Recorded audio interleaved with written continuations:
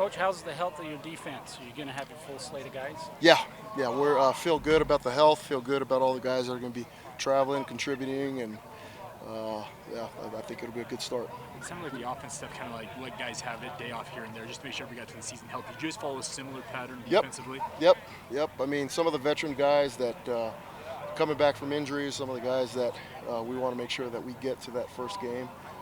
Played it smart with them. There's really a lot of teaching to be done with the younger crew, and so it was really good for the younger guys to get all those reps and the older guys to be teaching. So it was thought that it was good. When you look at tape. Hold on, you don't need to talk to Harvey. You stay here. No, I'm just kidding. Go ahead. I'm just kidding. Well, I'm sorry. What was that?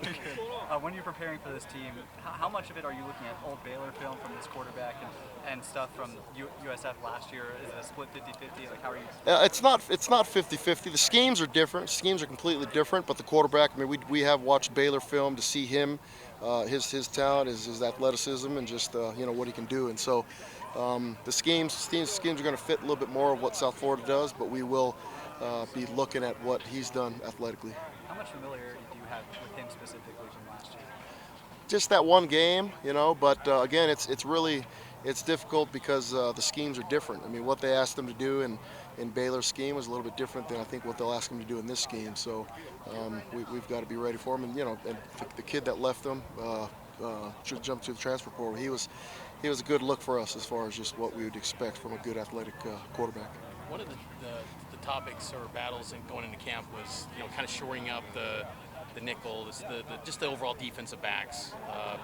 How many guys do you feel like you could use in that defensive secondary going into this game? I feel like we got a good solid two deep, and then a couple of players here and there that are going to contribute. And so we'll once you start to get into game week and just a little bit closer, and obviously now the guys that we plan on playing have got to get the reps. They've got to make sure that we've got to see the film of them doing what they're supposed to be doing. And so we'll run a two deep, and we'll have a couple of guys in every position just kind of rotating through just to make sure that we're ready with the three deep in case somebody gets hurt or whatever, right? Like so many different things that can happen, ejection or whatever. But yeah, for the most part, ones and twos are getting all the work right now.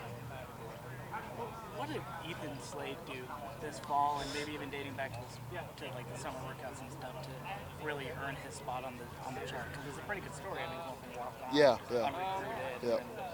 mean, His thing's more been about consistency, and it's when a play is being made here and there, Ethan always seems to just be around the ball, be around in the place, and so he knows just where his deficiency were or what he needed to work on. He's done a really good job working on that in the off season and come back confidently and just been he's a really good football player, and so putting together just all the off season work in the weight room and just his football savviness has created a really good player in him.